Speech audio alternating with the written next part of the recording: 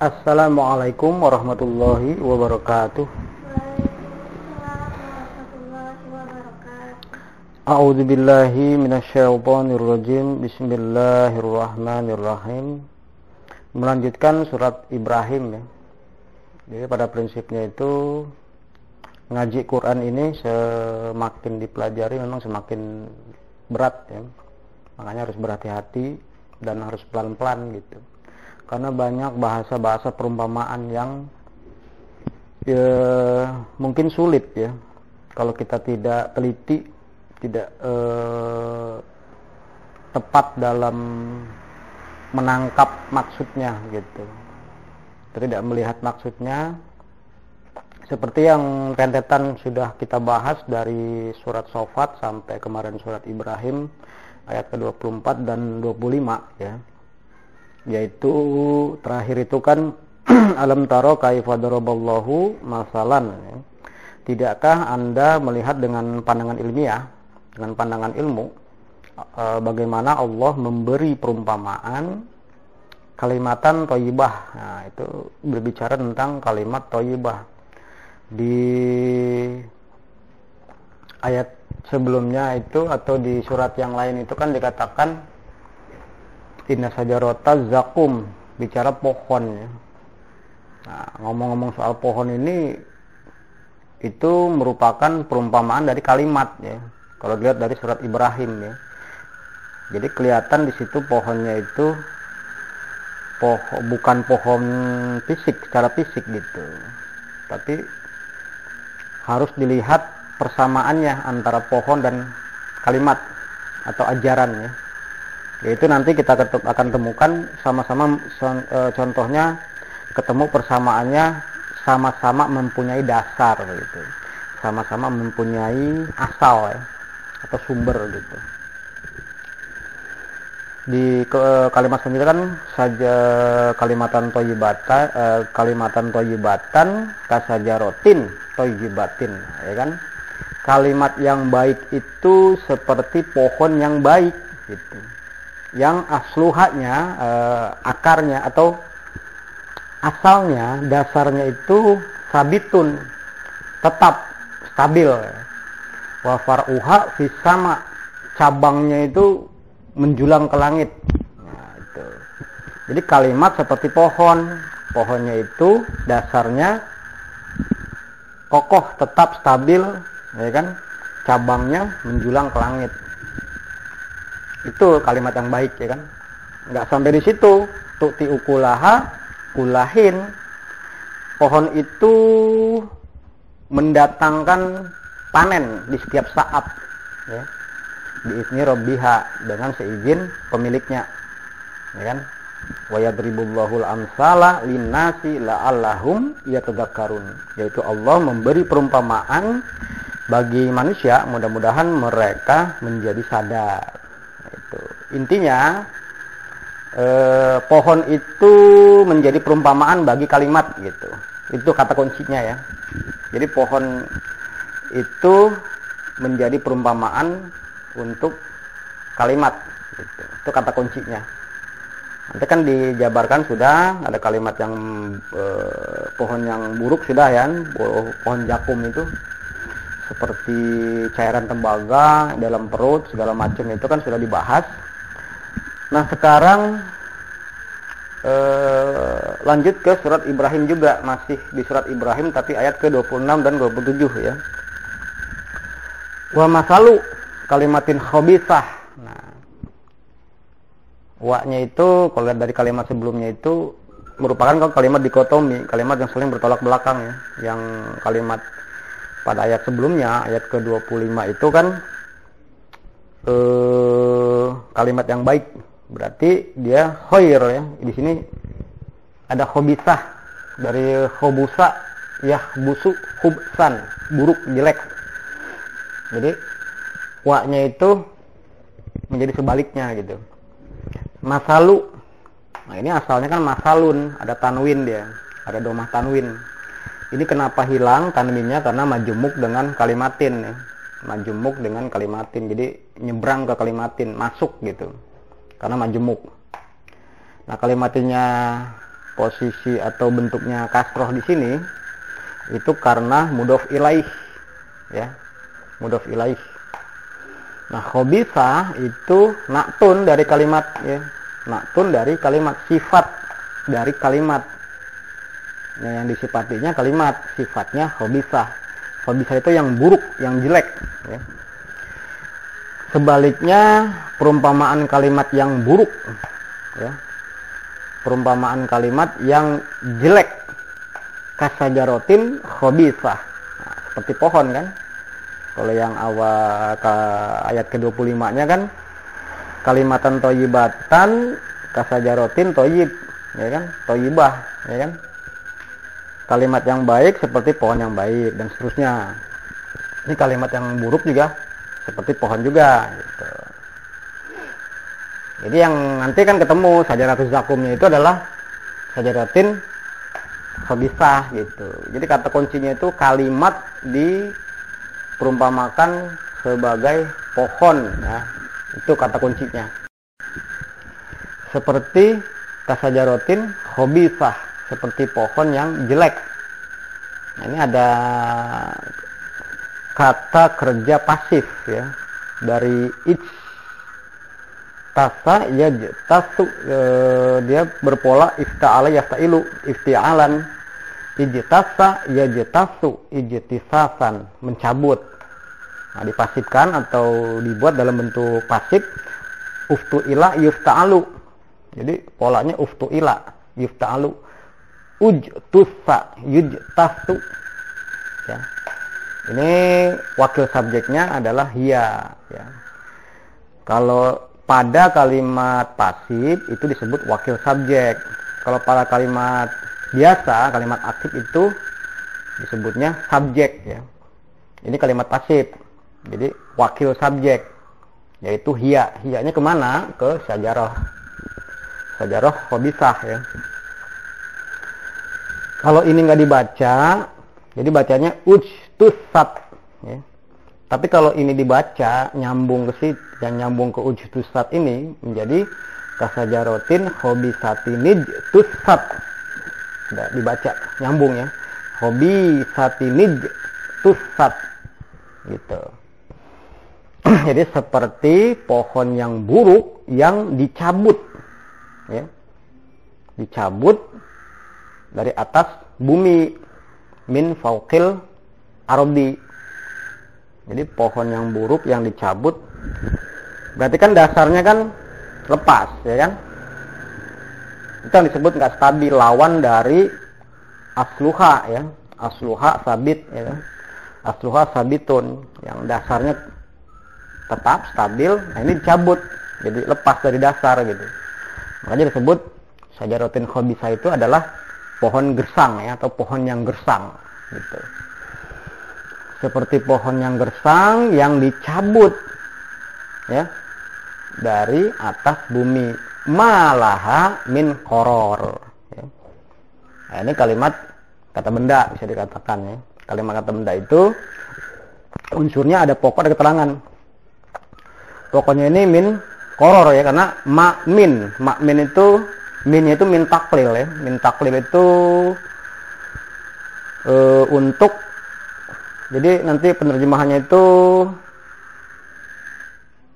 dari apapun atau sedikit pun atau tidak sedikit pun gitu. Min taklil dia. Ya, kalau di bahasa Indonesia kan agak rancu sih, mensedikitkan gitu. Membikin menjadi apapun gitu. Malaha tidak ada baginya, bagi sajaratin tadi, ya, tidak ada baginya, sama dengan dia tidak punya gitu, atau dia tidak ada koror. Koror itu sama dengan ketetapan, ya.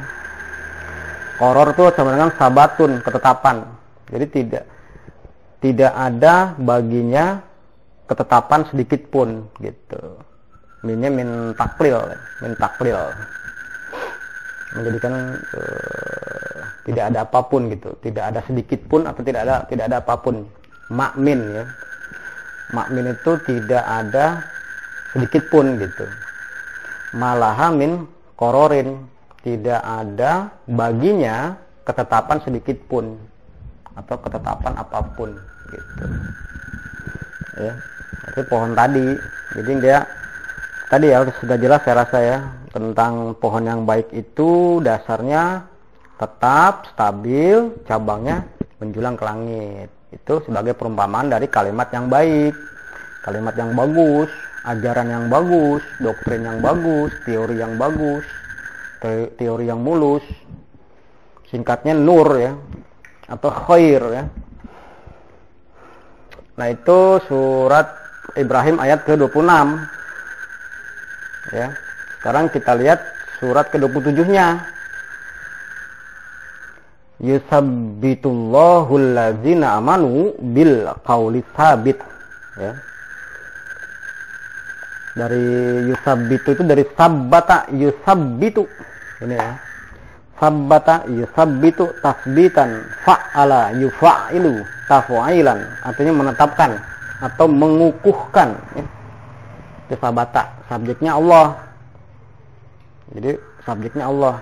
Allah mengukuhkan, objeknya alladzina amanu, orang-orang yang beriman, dalam arti orang-orang yang berakdun bil qalbi, berikrarun bil lisan, beramalun bil arkan, bima unzila ilaika ila Muhammadin, ila Rasul ya. Berpandangan dan bersikap hidup dengan ajaran Allah yang diturunkan kepada Rasul. Itu sebagai objeknya dalam kalimat ini. Jadi Allah menetapkan atau mengukuhkan orang-orang yang beriman atau mereka yang berpandangan dan bersikap hidup dengan ajaran Allah melalui Rasulnya bil qaulis sabit, dengan qaulis sabit, dengan qala yaqulu qaulan nih, ucapan atau omongan gitu, berkata, perkataan, ucapan, omongan, sabit, pelaku di sini. Ini sebagai naktun lagi di sini ya. Naktun dari al-qauli, dari sabata yasbutu. Kemarin udah ya ini.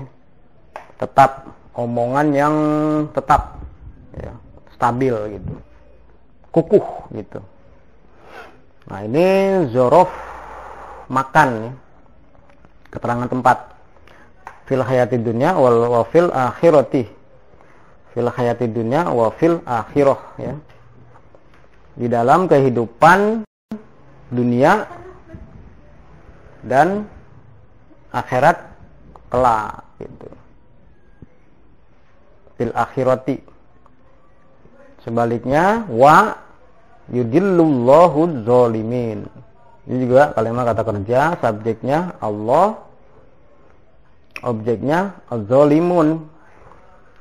Zalimun itu pelaku dari zolama, ya zulimu, zulman, berlaku zulumat. Jadi pelaku zulumat di sini. Jadi Allah yudillu, Abdullah yudillu idlalan, menyesatkan atau membuat kesasar ya. Membuat kesasar. Jadi Allah dengan rancangan yang syar membuat kesasar pelaku zulumat ya. Kalau ini dengan rancangan khair dan kepastiannya ya. Jadi Allah menetapkan, Allah dengan rancangan khair dan kepastiannya menetapkan atau mengukuhkan orang-orang beriman dengan omongan yang tetap di kehidupan dunia dan akhirat kelak. Sebaliknya Allah membuat kesasar dengan rancangan syar dan kepastiannya membuat kesasar para pelaku di rumah. Itu subjeknya Allah ya. Ini Allah, itu Allah. Wa yaf'alullahu ma yasha. Di sini Allah juga. Allah lagi di sini subjeknya. Fa'ala yaf'alu fi'lan, berbuat. Ya. Subjeknya Allah. Allah berbuat apa yang Dia kehendaki. Jadi semua itu kehendak Allah ya. Apa? Kalau dibalik lagi kan kehendak Allah itu apa aja? Ya, menetapkan atau mengukuhkan orang-orang beriman dengan omongan yang tetap di kehidupan dunia dan di akhirat kelak. sebaliknya membuat kesasar para pelaku julumat. Itu ya. Jadi semua itu kehendak Allah ya. Termasuk yang faman syaa falyu'min wa man syaa falyakfur ya. Barang siapa berkehendak iman maka imanlah dia, barang siapa kufur maka kufurlah dia gitu. Jadi Allah berkehendak supaya orang berkehendak iman atau berkehendak kufur gitu ya, bisa ditangkapkan maksudnya. Jadi semua adalah perbuatan Allah gitu. Jadi manusia itu hanya pelaksananya ya. Nanti lebih dalam lagi yang membedakan itu ridho ya. Semua diizinkan oleh Allah, semua atas kehendak Allah gitu. Sampai iblis pun meminta diberi tangguh ila yaumi yub'atsun, itu pun atas izin Allah ya. Hanya saja nanti lebih diperdalam lagi, itu tidak bisa seperti malam dan siang itu kan tidak saling mendahului gitu, tidak saling berebut ya, harus bergiliran gitu. Dan yang alladzina amanu ila ibadi laisa laka alaihim sultanun. Setan itu tidak ada kuasa kepada abdi-abdi kehidupan menurut ajaran Allah sesuai sunnah Rasulnya. Dan setan itu hanya alam taro anna arsalna sayatina alal kafirina ta'uzuhum azan. Kami lagi di situ, kami mengutus setan kepada yang kufur ya, bukan kepada yang mukmin di situ. Karena setan tidak berkuasa atau tidak ada kuasa kepada orang-orang yang mukmin. Kembali lagi ke sini karena Allah menetapkan gitu. Jadi banyak nanti ayatnya yang saling berhubungan. Kalau mau kita hubungkan sendiri ayat yang lain misalnya seperti surat Al-Muzammil ya kan, inna sanulqi alaika qaulan faqilan, itu juga bisa. Itu prosedur belajar itu di malam hari ya kan, itu nanti akan tertancap atau Allah akan menancapkan kalam berbobot ya. Menjadi yusabitullahu allazina amanu bil qauli tsabit ya. Jadi Allah mengukuhkan ya, mengukuhkan orang beriman dengan ucapan atau omongan yang tetap. Itu di dunia, fil hayati dunia wa fil akhirah gitu. Jadi sudah kita dapati ya, poin yang paling penting itu Sajaratuz Zakum itu berbicara, sebenarnya bicara kalimat gitu ya, kalimat yang buruk ya. Adapun yang kalimat yang baik itu seperti khairun nuzulan ya, yang lebih baik diukur dari makanan yang mengandung kemakmuran. Nanti lain waktu diperdalam lagi, diperbanyak lagi tentang kalimat thayyibah itu, dan juga kalimat yang khabithah ya. Saya rasa juga di sini juga sudah cukup menjelaskan ya makna-makna atau maksud-maksud dari ayat yang satu bagi ayat yang lain ya. Jadi semakin banyak ayat semakin menjadi jelas gitu persoalannya itu. Dan kita juga dalam mengomentari apapun, termasuk mengomentari ayat pun, buru-buru langsung bawa ke ayat juga gitu. Jadi nggak kemana-mana pikiran gitu. Kalaupun kita belum dapat ayatnya, jangan komentar dulu begitu. Saya rasa itu ya yang bisa disampaikan pada kesempatan ini, singkat, padat. Yang penting ada yang bisa diambil, terutama dari segi bahasa ya. Karena nanti tidak bisa akan didapatkan sebuah makna atau kita tidak akan mengerti maknanya kalau bahasa juga tidak dipahami gitu.